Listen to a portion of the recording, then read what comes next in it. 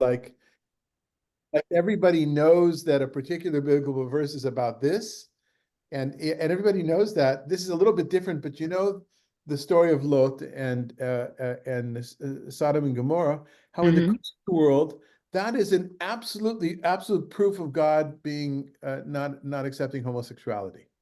I mean, you may know that from. Do you know that because of the supposed rape of the Right. His, angels? his, And it's right. like I remember hearing that. I think just when I got here to America, I said, "What are you talking about? That's not the element of the Right. story at all. At That's all. Mm. totally different." So, yeah, that came up now. I'm in a book club, as many of you know, because I love to brag about it, but also because I'm so excited. I'm reading all these things I would never read. I just read a book called The Future, which is about the future and about these tech billionaires and not so much about them, but about the end of days kind of a thing. And it's it's like a midrash on Sodom and Gomorrah and Lot Mhm. and his two daughters in the cave. And it's not just hinted at. There's like parts of the book have as if it's a not what do you a chat group, and somebody is writing the text and somebody's making comments on the side. It's called The Future, and it's the woman who wrote it, Naomi Alderman, I think is her name. She wrote the book and I think maybe even the screenplay as well for the screen or yeah, whatever you call it on TV. That series that was on Amazon Prime called The Power, I think, about the women Hmm. with electricity in their hands. Hmm. So, and she's got a lot of Jewish stuff in it. She seems to be British or she lives in England. I was really Hmm. impressed, I have to say. Yeah.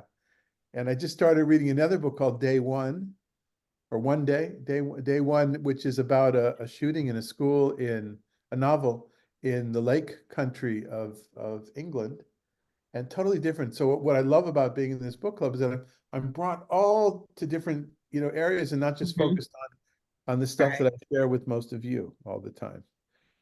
Okay, everybody. So a little bit of housekeeping. This will be our last meeting for a while. Um, Pesach is coming up. Our kids are coming. Want to be available for that. I need to concentrate on some other things. Then Sasha and I are going to Israel on May 8th, and I'm going for a much longer time than usual for 2.5, almost 3 weeks, 2.5 weeks.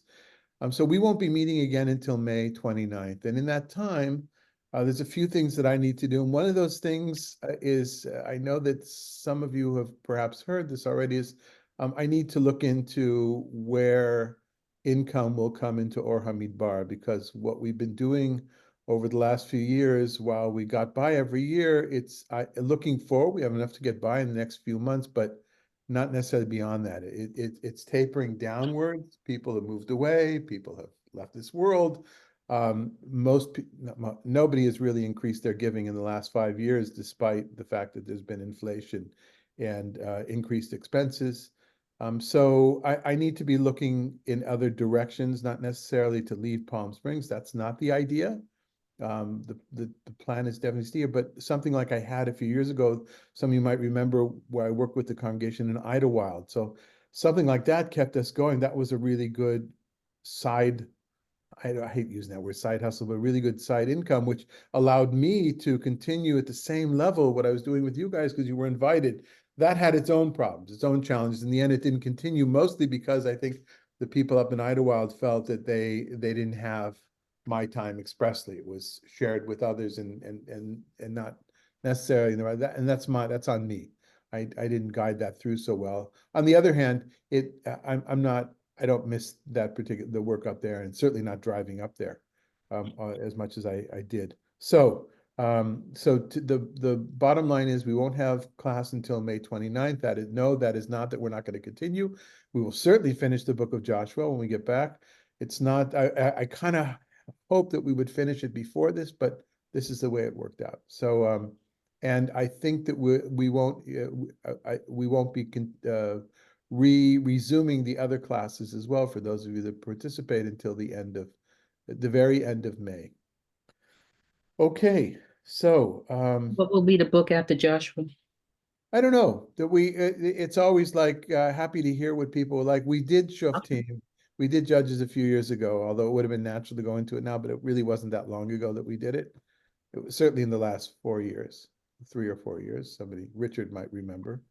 Um, And I don't know. I don't know. I know Samuel and Samuel's. I did Samuel years ago at Isaiah. Just the kind of stories about David. I have this series that I developed already in the '90s called "David, the Man Who Could Not Love," because David's name David it means love, Mhm. and it was about all of his relationships. And Mm. uh, but I would consider beginning the book of Samuel from the beginning. That would be interesting. Although some of our folks have done that in recent years with Jackie's son, who's a rabbi in the Midwest, and but he was doing it every day, I think. In any case, we'll have to see. I'm happy to hear feedback from people. Um, yeah, yeah, I think it would be narrative. I'd like to do narrative prose as opposed to Isaiah was a little bit challenging for me. Yeah. Okay. All right, friends. So let's get to Joshua. We have a really short chapter today, and this is actually the first part of the discussion about the cities of refuge.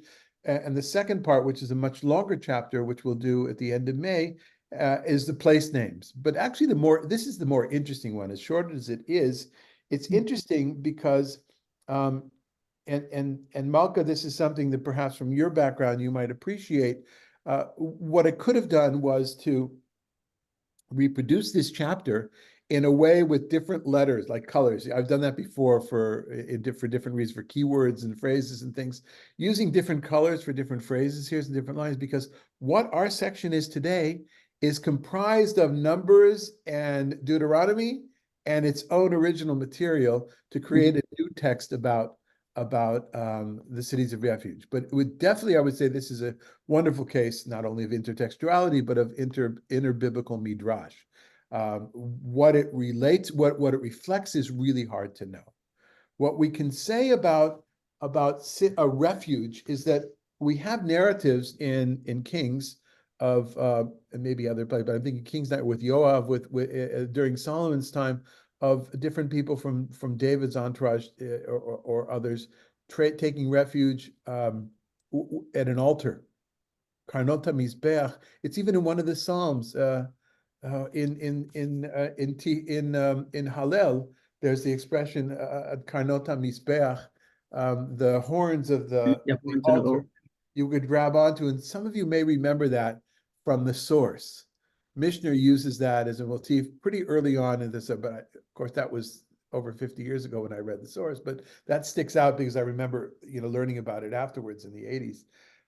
So the idea of finding refuge in a sanctuary. Also, I love the fact that we use the word sanctuary in those two ways.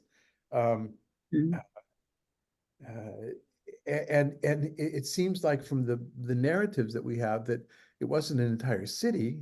From the laws, we have the cities, but from the narratives, it was going into the temple, wherever that temple was, holding on to the horns of the altar, and that was not only for people for involuntary manslaughter, but for homicide as well.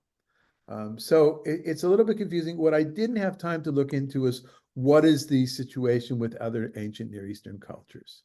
And somebody like Dan is going to go home tonight, is going to continue his research and report back. And if I remember, I'll report back to the group as well. I'm sorry that I love the fact that others write to me as well with different things, whether it's continuing the contact, personal reflections, which are meant for me, not for the whole group, but also if there's any kind of criticism of how I did things, I really want to get better, as I've said in the past.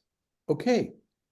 So we're going to look at some of those sources, and then I thought it would be interesting to see just a little bit, a taste of the Mishnah and the Gemara, the Talmud, on what they have to say about these cities of refuge, which of course did not exist in Talmudic times. And I don't really know what the up-to-date view is in biblical scholarship, whether there really were cities like this or weren't cities like this, and how extensive they were. But it's a cool idea. All right.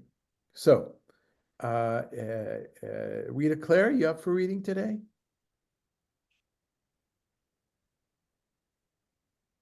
Yes.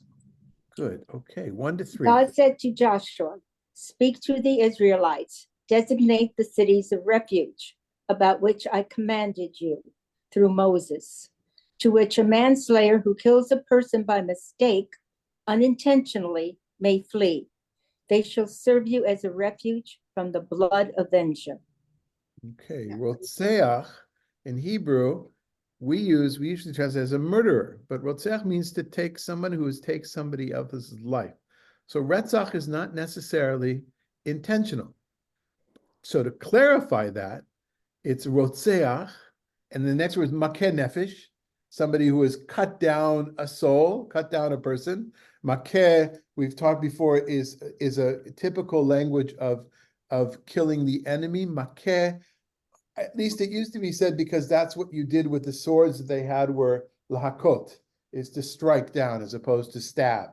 Like the swords, I would imagine I've shown you, there's a picture from, I think it's Amos Chacham's commentary to Joshua or the Judges, maybe it was Judges from the, what was at least the quintessential modern Orthodox biblical commentary in Israel for years. It was still coming out when I was in the 80s. I would imagine it's full since then.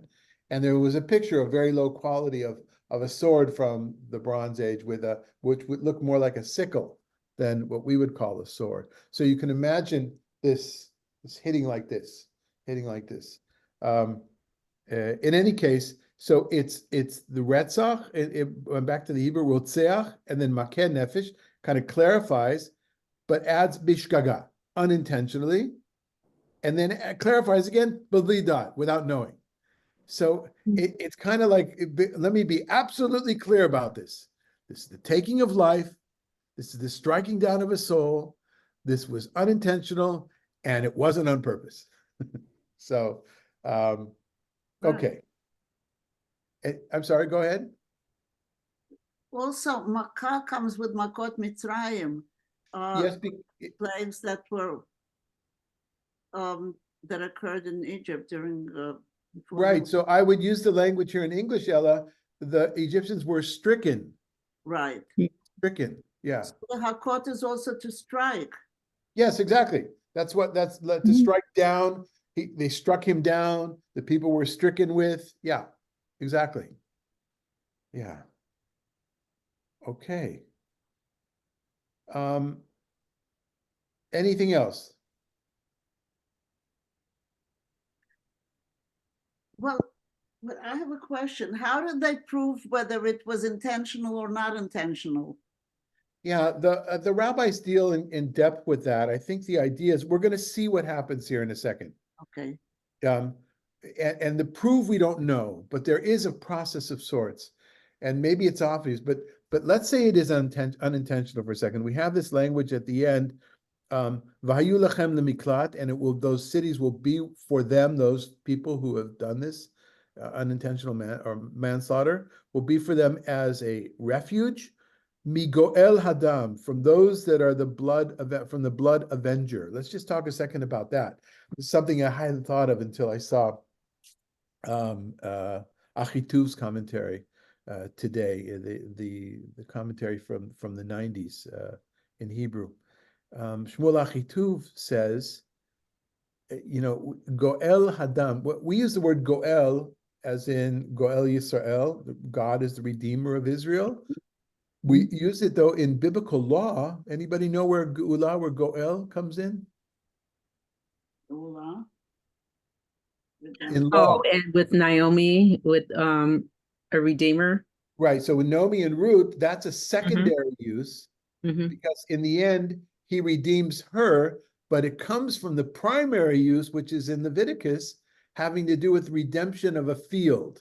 If somebody falls on hard times economically, and they have to sell their land, the Leviticus comes up with this novel way of dealing with it.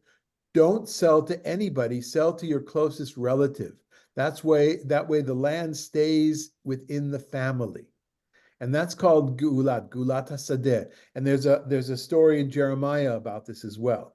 Jeremiah functions that way for his cousin, if I remember correctly, for one of his relatives. And so it's returning. Geula is the one who returns property or land to its owner. And so Goel Yisrael, we go to, again, if we skip for a second from halacha, from legal from the legal to the philosophical or theological, God is redeeming the people of Israel, returning to them their stature. That's kind of in that experience. Now, of course, we use it in a secondary or tertiary way, that geula means redemption. That is, that humanity will rise to a higher level or piece of whatever, however we interpret that. But what is being returned here is when there's a blood avenger. What's being returned? Anybody? Reputation? Yeah, kind of. He says it's the blood. The blood is being returned to the family because of justice being done. Yeah, interesting. Really interesting for me. I had not thought of it. Yeah, yeah. If we are to accept Achitu's commentary, he could have been quoting somebody else. I didn't see anybody reference, but it could be. Okay. One of the wonderful things, I know that there's only one or two folks here can use it. One of the wonderful thing about this series that I've been using, Mikra Yisrael, that started to come out just when I was maybe in the 90s. I don't know when the first ones, and my teacher, of blessed memory, Professor Moshe Greenberg, was one of the editors. I think maybe with Achitu he was the editor. I don't remember exactly.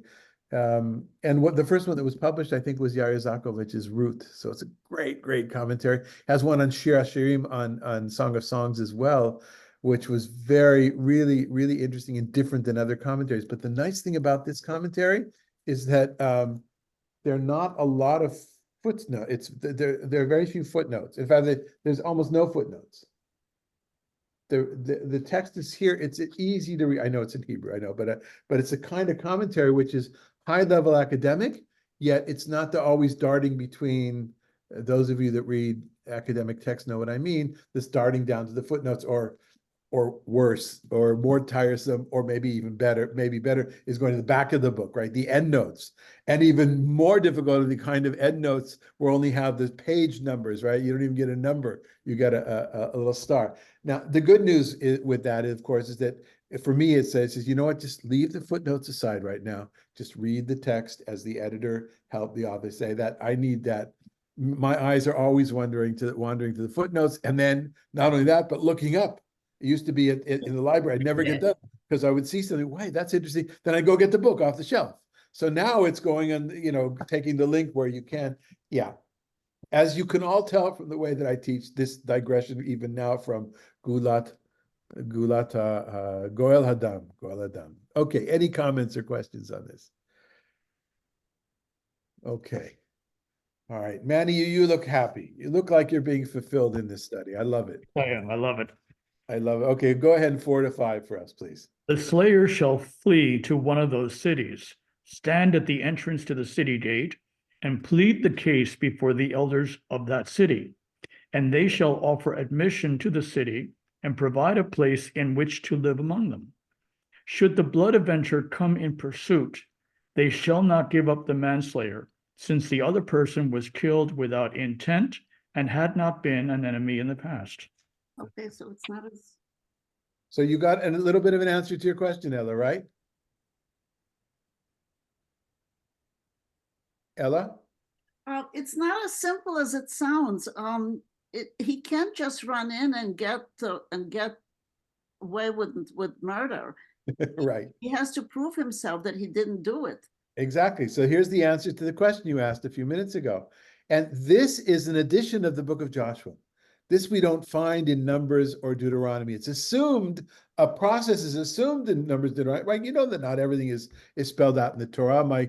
The best example from my point of view is that there's no mitzvah to get married.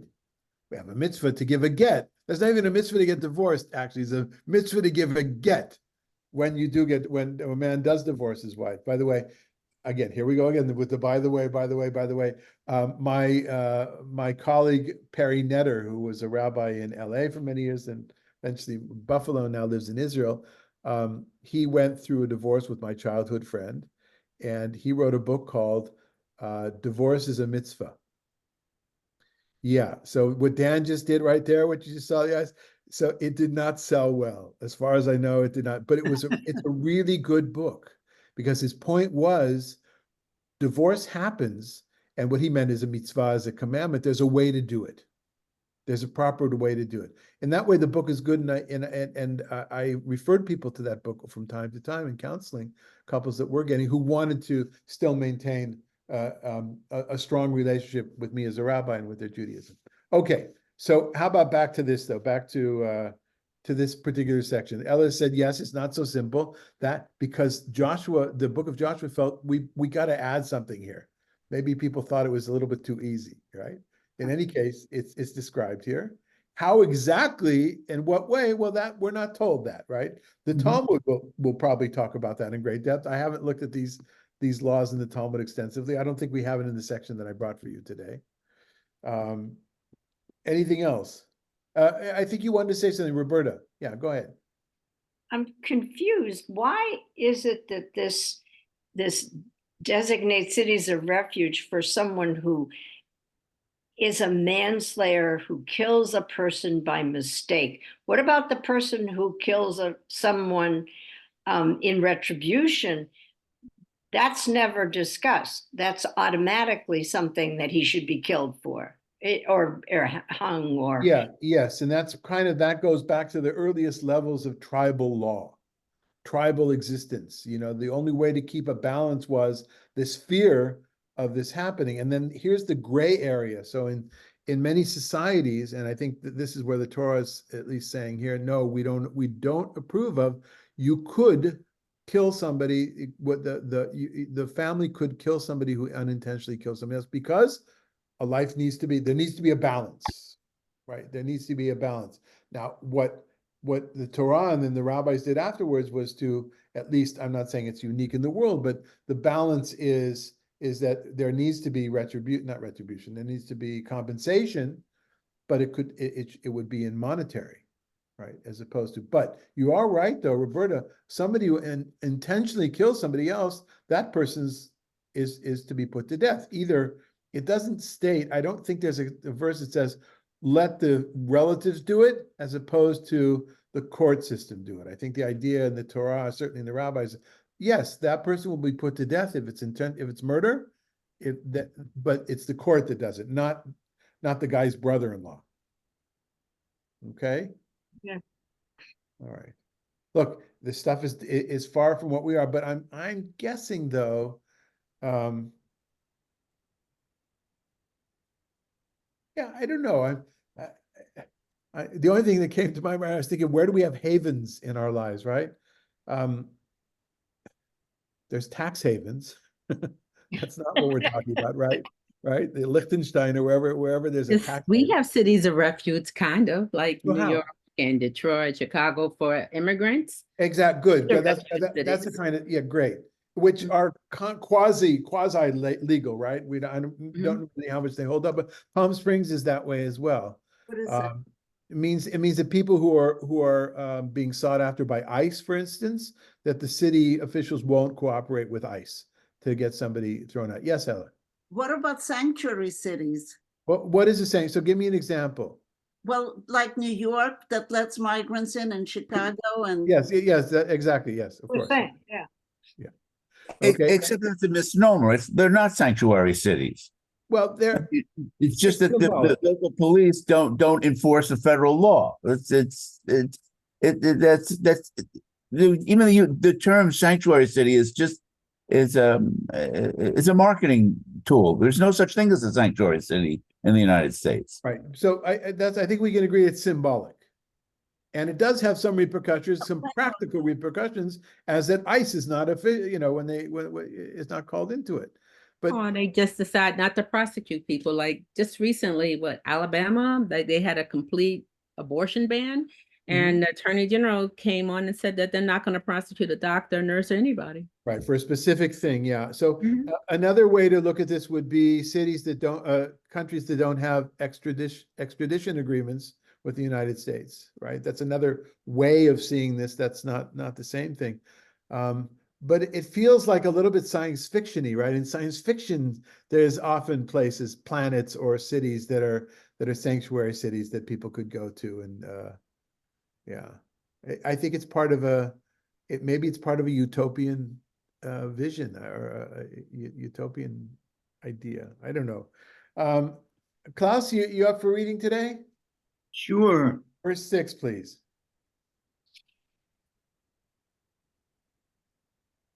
The slayer shall live in that city until there is a trial before the assembly, and to remain there until the death of the high priest who is in office at that time. Thereafter, the manslayer may return home to the town from which that person fled. Oh, so this What? adds another layer to that, right? Yeah, it's kind of strange. Well, Your life depends on somebody else dying. so let's take that in a second. But the first part is there's another layer, there's a trial going on. If it's settled, then the person go back to life. So it's not tribal life. It's the lingering parts of the tribal law before there are cities and judicial things set up. And yet it's a temporary status if he's off the hook. But if he's not off the hook, in other words, and I don't know exactly what's decided in the trial, it's not described here, but this business of being there until the chief priest dies, we have that in Leviticus. Mhm. I asked myself the question again because I'd seen it 100 times and never really thought of it. Any ideas why? Ahare Hamavet Shel HaKohen Gadol. Yeah. Like debts are canceled. A lot of things happen when he dies. Why? I don't know. Yeah, so I didn't know either. Again, Achitu, this is something I did when he says because in the priestly source, the chief priest takes responsibility for the guilt of the people. Think of the sacrifices we did, chatat. Think of all the liturgy of Yom Kippur, which is taken from the Mishnah, which is taken from Leviticus, from the priestly source about how the priest has to give confession for himself, his household, and the people of Israel. So this, in other words, something has happened that needs to be purged. If we go according to Milgram's understanding of chatat, here, it's not atonement so much. Maybe it's also atonement, but in other words, maybe here it actually is atonement. But there is something on the shoulders of in the same way the scapegoat, it's transferred from the priest to the scapegoat, right? But there's something on the shoulders of this priest, and that is everything that happens to society, according to the priestly source. A different vision or different ideas given in Deuteronomy with the mitzvah of the eglah ufa, the calf with the broken neck, with the murder, and there an unsolved murder in between villages, and they measure the place, whoever's closer, and the elders from that city come out, that village come out, and they do this process. It's not exactly a sacrifice. They break the neck kill a calf and say, our hands are clean of this blood. They take responsibility because somebody has to take responsibility. The cosmos has to be set back in balance. So in the older way of thinking, it's the relatives that killed this guy. You killed it. Well, still, the cosmos has to find balance. Here, no, we'll put him in a holding pattern in the city of refuge until the priest dies, and then he can go free. Now, of course, the question is, and then do they get him? Are they waiting outside for years? I don't know. I don't know if the text. Yes, Roberta. What's the high priest's death got to do with it? If the high priest dies, a new high priest That's what I thought too. Yeah. is usually appointed. So wouldn't his docket, quote unquote, No, that's the idea. The idea it ends with him. The idea is it's kind of like what do you call when you're excused from a sentence? jury duty? Pardoning at the end of a president. Exonerated? Exonerate. No, exonerate is different because it means that you were found guilty. Now you're not found guilty. You're found innocent. But like a pardon at the end of a president's, time, it's kind of final thing. Yeah, I think it's something in world culture and human culture. When the ruler dies, something dies with it. Some sort of a thing. It's a chance to start over. Rabbi, how are these passages handled in modern Israel? There is no city of refuge in modern Israel. So what are the authors? They think there should be cities of refuge like this? No, so this is the kind of thing, good question, Richard. This is the kind of thing that goes in that category of all the things connected with the temple and with the king. And for Mashiach, for the time when the Mashiach comes, yes, you ask the people who are living in, we're going to see Hebron is one, people living in Hebron, the ones, the extreme right wing politically Orthodox Zionist, Messianic Zionist, as I know there's a lot of modifiers there. Yeah, I think possibly part of the attraction to living in Hebron, aside from it being Ir Avot, the city of our ancestors, is that it's going to be a city of refuge. Think of the business opportunities, Richard. Mhm. And, also, would it behoove the murderer or the would-be murderer to poison the the high priest to get That's rid what of I. Oh, Roberta, such a twisted mind. I mean, if you knew that was the case, you'd figure a way to get rid of him. So Roberta is a Game of Thrones fan. She, this is very Game of Thrones-y. It is a very Game of I'm Thrones kind one of thing. step ahead here. Very, very good. Excellent. Okay, Roberta, why don't you take the next section? Okay. 7 to 9? Yes, please. Okay, so they set aside Kedesh in the hill country of Naphtali in Galilee, Shechem in the hill country of Ephraim, and Kiriath Arba, that is Hebron, in the hill country of Judah. And across the Jordan, east of Jericho, they assigned Bezer in the wilderness, in the tableland from the tribe of Reuben, Ramoth in Gilead from the tribe of Gad, and Golan and Bashan from the tribe of Manasseh.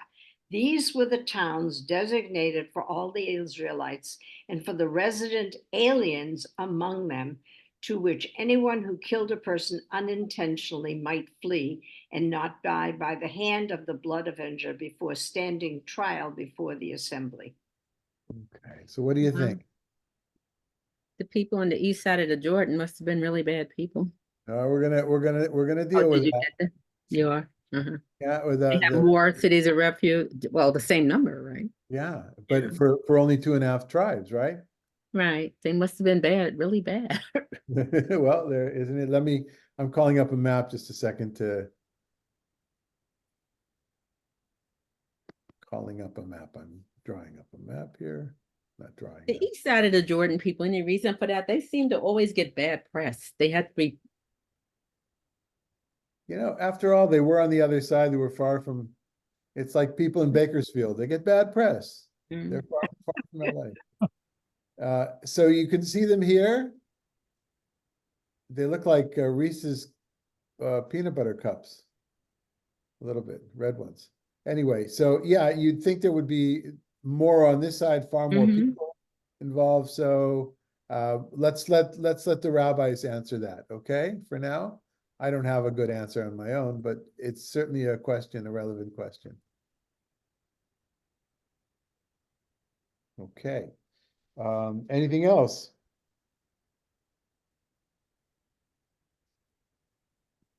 Okay, Megan, you want to read number 1 from Numbers 35 from one of the parallel texts?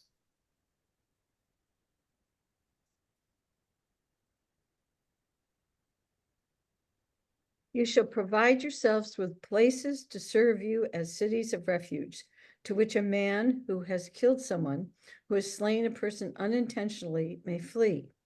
The cities may serve you as a refuge from the avenger, so that the killer may not die unless he has stood trial before the assembly.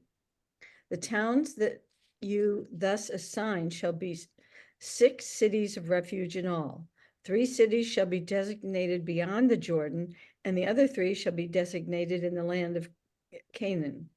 And they shall serve as cities of refuge. These 6 cities shall serve the Israelites and the resident aliens among them for refuge, so that any man who slays a person unintentionally may flee there. It sounds like it's in between the trial or the assembly. Well, that's the trial when I think the trial that'll designate him as being guilty of murder, actual murder. Right. Okay. Just finish up 25. Oh, the assembly shall protect the killer from the blood avenger, and the assembly shall restore him to the city of refuge to which he fled. And there he shall remain until the death of the high priest who was anointed with sacred oil. Again, the priestly source, speaking very priestly terms. You know, Malka, it occurred to me just now reading this, and in my example of Bakersfield, of course, it's self-serving, of course, but perhaps the idea was because the 2.5 tribes were far from everybody else, they were far from the seat of power when this was being written, whether it was Jerusalem or wherever it was, whether it was the priestly group, they were far from them, they needed it more. They were less ruly, they were more unruly, they were less lawful. Maybe that's that I would hazard that as a either that's an idea that came to me now, or it's something that's been uncovered over things that I had heard Mhm. or 30, 40 years ago. One way or another, it's something to consider. I have a question. Yes, Ella. Numbers is in the Torah. Yes, Joshua comes later. right. Now, what is the reason that a lot of the passages are repeated again in later books? Is it because they forgot about what they didn't forget what was in the Torah? Yeah. Why Okay. was it necessary to repeat this particular story? All right, so good question. And I think the assumption in your question is why didn't the editor do his work well? If this was a book, if the Hebrew Bible was a book that was written from the beginning to the end, or even edited from the beginning to the end by the same editor, you would think there would be a little bit better. We don't expect to read a repetition in chapter 14 of something we read in chapter 2 of some rabbi that wrote a book last week, right? Or last year. Although you do have books which are collections of articles that were already published in other places, and then you do find that. And with some authors, you find it more than others. Jacob Neusner, who was, he wasn't my teacher, but he taught a lot of people who studied Jewish studies. He was at Brown University for a long time, and he had a lot of students that wrote PhDs that became books on different rabbis from the time of the Talmud. I was working with Avigdor Shenan and Yair Zakovich for many years, and my job was to check bibliography. I was the research assistant. And I had to go through all of the books in both of their offices, each and every book, to see if anybody mentioned the part that we were working on. And I get to Neusner's, and there was a whole long shelf of Neusner's books. There were, I don't know, there were 20, 30. And I started to look through them, and I realized that if the first book I looked, it had, let's call it right now, chapter A, B, C, D, and E. The next book had chapter F, G, H, I, B, and C. The next one had A, H, D. I realized that were many of the same chapters that were just rebalanced and juggled, the exact same chapters that were just juggled around for multiple books. Now that may be a way. He was very, very prolific. I think he's passed away. Very prolific in his writings, but there wasn't all that much. A lot of it was recycled from one publication to the next, which of course academics were, oh, that's not really publishing if you don't. That's called marketing. It's called there you go again. You with your marketing, yeah. By the way, I think I know a little bit what I was thinking of. The city of Eilat in Israel is it's VAT free. Right. Value added tax, which we don't call it that. We have No, Canada has it. We don't. Right, we have sales tax here. The different Sales tax. cities are different, but value added tax in Israel is like a lot. It's like 18%. And I know because when you guys go, maybe not Ella, she may still be in the books as a citizen of Israel, but when you go to Israel and you pay 250, or you should be lucky, when you pay $400 for a hotel room with tax, I pay 400 plus 18%, because Israelis have to pay VAT. And when you buy something, you can get the VAT back and this is for many European countries as well. Anyway, back to this. Back to. So Eilat is a little bit like a city of refuge for VAT. and how did we get there? We got there because we were talking about, well, might as well get back to the text. Women. Okay, Yeah, so Ella's question about the editing. So basically what's happening here, Ella, back to your question. The author of Joshua or the authors / editors of Joshua are living, some of them after parts of the Torah were written, and some of what they've written was before parts of the Torah were written or edited. Now, we don't assume a chronological order of writing from Genesis onwards. There's parts of the book of Psalms, which comes much later, or parts of Samuel and Kings, which are thought to be the earliest, sometimes the earliest narratives, because by scholars for various reasons, and yet you have other books that come before them. So and each book really, not only each book, each chapter, each section, literary unit needs to be taken separately. And then we ask the question, was this written before? Was it written after? This chapter in Joshua was definitely written after the traditions existed from Numbers and Deuteronomy. Whether they were in the same way, we have the books, that's an open question, because this author makes use of those texts, those phrases, big sections, and then adds some. Doesn't make sense that it makes sense that somebody would add something to the older as opposed to taking something away from, I guess. Yeah, but it's a complicated issue. Yes, somebody else wanted to say something or ask something? Well, Yes. why are men only the killers? Is there never a chance that a woman might? All right, so two possible answers to that. One one answer is not that women never killed unintentionally. But most of the biblical law, as are most ancient laws, unless it's something woman specific, it speaks in general terms and it includes women as well. Why did I say there were two answers? That's one answer. Oh, well, I guess the intention was it includes women, but only men are mentioned because that's who's writing it. Men are writing for men, and women in any case are subservient to their husbands. Or it was, I still can't, I still can't think of what my two. It was rarer. Yeah. I don't know. I don't know if that's okay. It could have been rare. I don't know.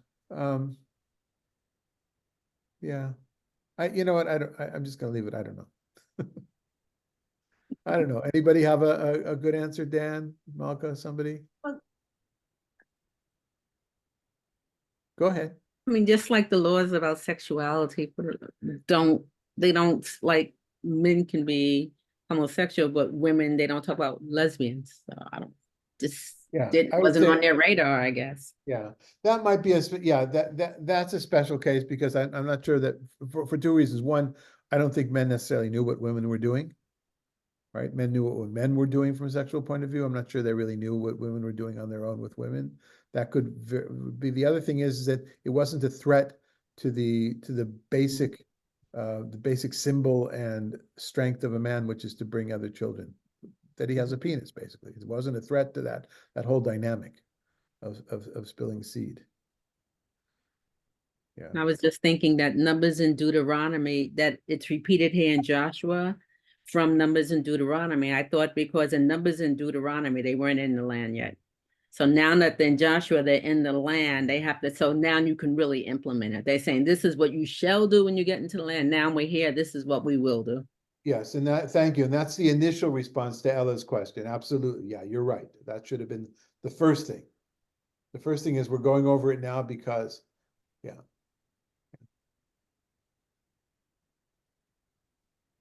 Okay. Yes, Dan.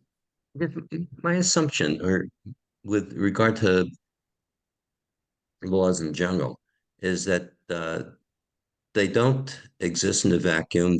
They're not abstract in their origin. That they're written down because they're addressing some real situation, and um, so trying to place them in history is difficult. I'm being a little vague here. Well, one thing that maybe I would understand from you saying is that we shouldn't assume that there was nothing like this. Must have been something like this out there. Otherwise, there wouldn't be so much writing about it. Yeah. We can certainly assume there was a problem. The problem was the blood relatives coming in, the Avenger. That was certainly a problem. That's an issue even to this very day in certain cultures. Yeah. Yeah. Thing that occurs to me is the fact that in this section in Joshua, that specific cities are mentioned suggests to me it was a real thing. Yeah. And not just abstract. Although the reply to that might be, well, that the very rich list of lists for different tribes could very well be wishful thinking as well. Especially if archaeology shows that there was never. Yeah, careful. This is a law which is dressed up as a narrative, or it overlaps with the narrative. All right, let's go on. Ella, would you like to read number 2, Deuteronomy 19? When the Eternal your God has cut down the nations whose land the Eternal your God is assigning to you, and you shall have dispossessed them and settled in their towns and homes. You shall set aside 3 cities in the land that the Eternal your God has given you to possess. You shall survey the distances and divide the 3 cities, the 3 parts of the territory of the country that the Eternal has allotted to you, so that any manslayer may have a place to flee to. Now, this is the case of the killer who may flee there and live, one who has slain another unwittingly without having been an enemy in the past. For instance, a man goes to another fellow in a grove to cut wood. As his hand swings the axe and cut down the tree, the axe flies off the handle and strikes the other so that he dies. That man shall flee to one of the cities and live. Otherwise, when the distance is great, the blood avenger pursuing the killer in hot anger may overtake him and strike him down. Yet he did not incur the death penalty, since he had never been the other's enemy. A different way of showing that it was unintentional with different words, but giving us an example exactly how it happens, lest you think it reminds me of Chad Gadya for some reason. I'm thinking of Chad Gadya, this leads to this, leads to this. Okay. Okay, Malka, why don't you read for us from the Mishnah? Makot deals together with Sanhedrin. They deal with makot, the same word, right? In this case, it's sometimes they use the word stripes. What's another? Lashes, I think, lashes, because you're hit with something. I don't think in terms of a whip. I think more in terms of maybe a cane or something, which is one of the traditional rabbinic punishments that are delineated, especially. So we have something from the Mishnah, and then part of the section that comments on this. Why don't you go ahead, Malka, and read 3 for us? And roads were aligned for them from this to that city, as it is stated. Prepare for you the road and divide the borders of your land, which the Lord your God causes you to inherit, into 3 parts, that every murderer may flee there. And the court would provide the unintentional murderers fleeing to a city of refuge with 2 Torah scholars, due to the concern that perhaps the blood avenger will seek to kill him in transit. And in that case, the scholars, will talk to and dissuade him from killing the unintentional murderer. Rabbi Meir says the unintentional murderer also speaks on his own behalf to dissuade the blood avenger, as it is stated. And this is the matter of the murderer who shall flee there and live. Okay, so some more details in rabbinic understanding, again, not reflecting a reality, but a fantasy of what I love the fact the Torah scholar is going to be there. They're going to, if I was doing this in Tel Aviv in the old days and reading this Mishnah with the group of Israelis who would call themselves secular and pretty well-to-do, but not very loving of the Haredi, the Torah Scholar Society, and think, really? Those guys are totally corrupt. They're not going to tell us, they're not going to help us get through society. But of course, that is that's the background of this idyllic kind of future that that the rabbis were looking towards. And because the idea is to calm everybody down from that hot anger that we talked about, right? Calm people down. Let's work it. And then, of course, in true rabbinic fashion, Rabbi Meir does a little play with the words there, right? Davar, this matter is davar. And from the word davar, which means here matter, it also is the root of speaking. And therefore, midaber, the unintentional murder, speaks on his own behalf. I love the fact. Let's talk about this. Let's talk about this before we get so angry, before we shout. Let's talk about it. Something I've said very often over my years of rabbinic work to people who were upset about something I had said and just cut off. Let's talk about it. No, don't want to talk about it. So let's learn from that we should talk about things. Dan, why don't you close us up today with the commentary from the Talmud on this section? Sages taught. Moses designated the 3 cities of refuge in the east bank of the Jordan, and corresponding to them, Joshua designated 3 cities of refuge in the land of Canaan. And the cities were aligned like 2 rows of vines in a vineyard. In Eretz Yisrael, there was Hebron and Mount Judea, according to Bezer in the wilderness. Shechem and Mount Ephraim, corresponding to Ramoth in the Gilead, and Kadesh and Mount Naphtali, corresponding to Golan in the Bashan. From the term, and you shall divide, Vishilashta, it is derived that the 3 cities in Eretz Yisrael will serve as 3, Mishulashin, lines of demarcation dividing the length of the land into 4 equal parts, in the manner that the distance from the southern border of Eretz Yisrael to Hebron, the southernmost city of refuge, will be like the distance from Hebron to Shechem, and the distance from Hebron to Shechem will be like the distance from Shechem to Kadesh, and the distance from Shechem to Kadesh will be like the distance from Kadesh to the northern border. Why were the 3 cities designated on the east bank of the Jordan? Hold on. We're going to get to that in a second. Let's just go back to this cartology issue here. Did I say that right? Cartology? Yeah. Mhm. Doesn't look exactly, when we look at this, it doesn't seem like it's exactly the way that the rabbis have it, right? It's not as even, but so I'm wondering as far as how this is an interesting question, which I'm sure somebody has dealt with, the rabbinic geography.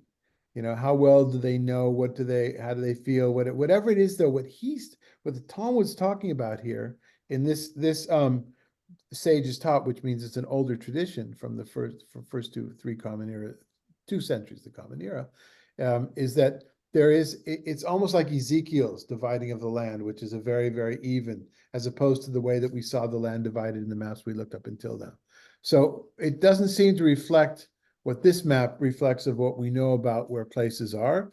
It seems more like a utopian kind of way at looking at it, that it's like a grid and exactly the right place for the least amount of distance to travel to get there to safety.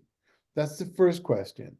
Now comes the second issue that came up about why are there 3 on one side where only 2.5 tribes and 3 on the other where there's so many more people, ostensibly. Go ahead. Why were the 3 cities designated on the east bank of the Jordan, where 2.5 tribes resided, and 3 cities designated in Eretz Yisrael, where more than 9 tribes resided? Abaye said, in Gilead, which is located on the east bank of the Jordan, murderers are common. As it is written, Gilead is a city of those who work iniquity. It is covered, akubah, with blood, from Hosea. What is the meaning of covered with blood? Rabbi Elazar says it means they would set an ambush, or kevim, to kill people.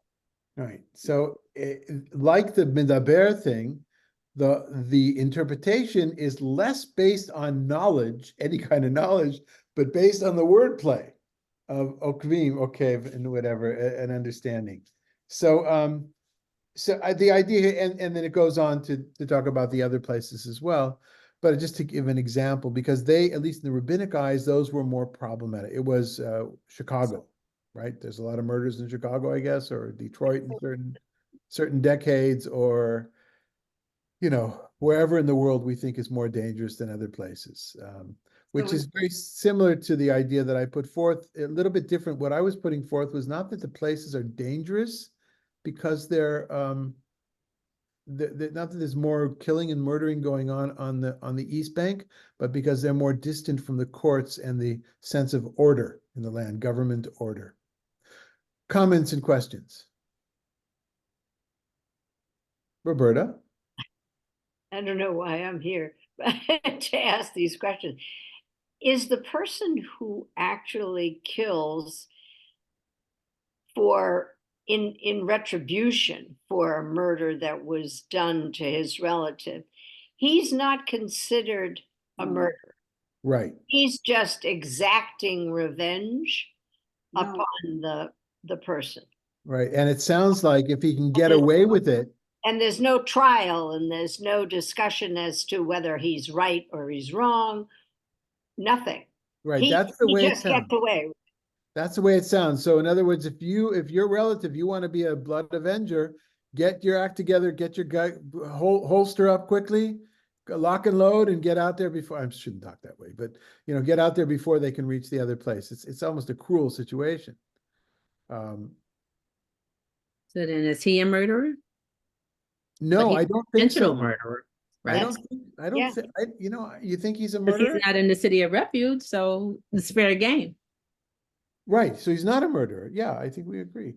I know what I was thinking of now. I saw a movie about in Africa, and it's a French movie. And they were the marauders were getting until they got to wherever the encampment was, and there was a guard. I mean, yeah, it's more fantasy things, or maybe there are places of refuge in the world. I'm guessing in places that seem to be a little bit less governmental in order than the reality we live in. Maybe war times like that. Anything else? I was just wondering, I was thinking about why the horns of the altar and no other part of the altar. What was special about the horns? My initial reaction is because you could grab onto them, Mm. but I don't know. So they keep you from dragging you off and hold on tight. Yeah. Klaus, what do you want to say? I'm still hung up by the fact that a fugitive takes 2 rabbis with them to bring him to the new city. Usually when you flee, you just take everything got and you run. In this case, you have to go and collect 2 rabbis. How do you do that? That doesn't make any sense. Unless, of course, your goal is to find jobs and work for rabbis. When I was a kid, my best friends, their grandmother was a Hungarian woman, and her name was Onyu. Onyu means mother in Hungarian, but everybody called her Onyu. And we were discussing when we were newly religious the fact that this business of chalav Yisrael, like Chabadnikim will only drink milk, which has a hechsher on it, as opposed to other Orthodox Jews, which drink milk and dairy products if there's no other issues, cheese, for instance, but where there is issues, but many dairy products, milk, just plain milk, without having a stamp that it's kosher. And we were talking about how it's just ridiculous. One of the older brothers said, that's ridiculous. There's not what in the olden times, they were worried that the farmer was going to dip his ham sandwich in Nevada milk, right? Maybe something like that. But today it's all, steel, stainless steel and everything. And she said, what do you care? They give another rabbi a job to do. Rabbi, I love the accent. Can't you talk that way all the time? Yeah. All right, everybody. Once again, we'll reconvene on the 29th of Joshua. There'll be ample statements about it beforehand. And if you have ideas or if you're able to increase your monthly donations, again, I want to stress, in no way does this affect people's participation in the group. I always want these groups to be absolutely free of charge. I don't want to charge for this. I don't want to charge for the things we do. That's just not the organization that I'd like to have. On the other hand, there's a reality, and please be mindful of that if you're able to, and if you're not, that's also fine. Okay? All right, everybody. So I will wish you, even though I'll see many of you until then, but if for those I won't, Chag Sameach, may it be a Chag meaningful Sameach. time of Pesach under this very, very different and difficult circumstance that we're out during the war. And may we come out on the other side and the hostages will be released and the killing will have stopped. Amen. Bye-bye. Amen. Thank you, Madalena, for all your help. You're welcome. Thank you. Thank you.